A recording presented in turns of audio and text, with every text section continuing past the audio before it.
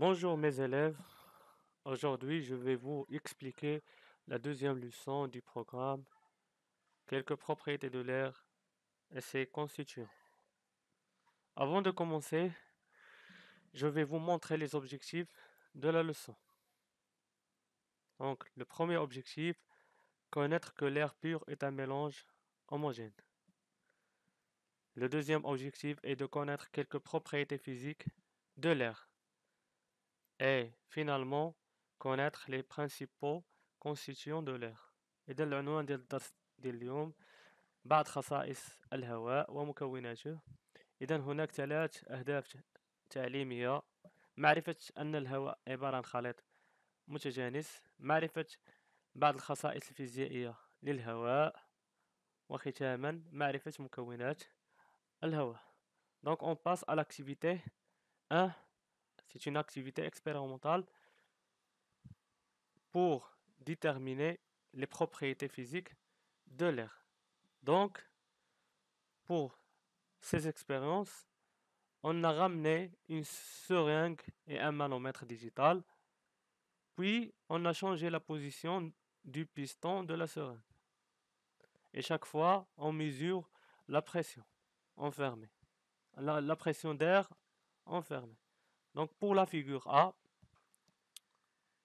donc, le manomètre indique la valeur 1013 hectopascal. إذا بالنسبة للتجربة A ولا الشكل A، إذا عندي الجهاز المانومتر اللي قلنا هو اللي كيقيس لنا قيمة الضغط المحجوز في إناء. إذا تشير إلى القيمة 1013 هكتوباسكال. إذا هاد القيمة دائما فيما تلقاوها في أي تمرين ولا في أي جهاز اللي كيقيس الضغط هي تمثل قيمة الضغط الجوي. Donc, dans la figure A, la valeur affichée par le manomètre représente la valeur de la pression atmosphérique. Pression, il y a الضغط atmosphérique et le جوي. Donc on passe à la figure B. Donc on a tiré le piston de la seringue. On observe que le volume d'air augmente et la pression diminue.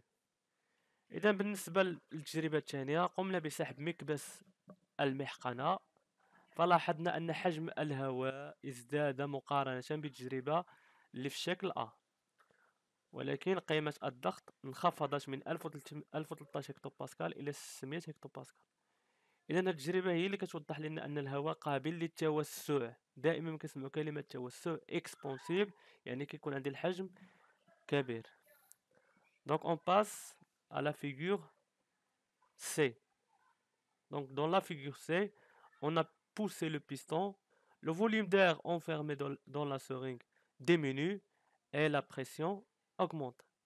إذا في التجربة قمنا بالعملية العكسية، قمنا بدفع مكبس المحقنة، فلاحظنا أن حجم الهواء المحجوز انخفض وقيمة الضغط ارتفعت. إذا في التجربة هي اللي كتوضح لي أن الهواء قابل للانضغاط.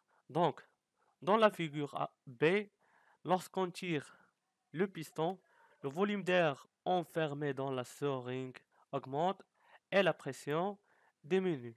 Et dans la figure C, lorsqu'on pousse le piston, le volume d'air enfermé dans la seringue diminue et la pression augmente. Donc, l'air est compressible.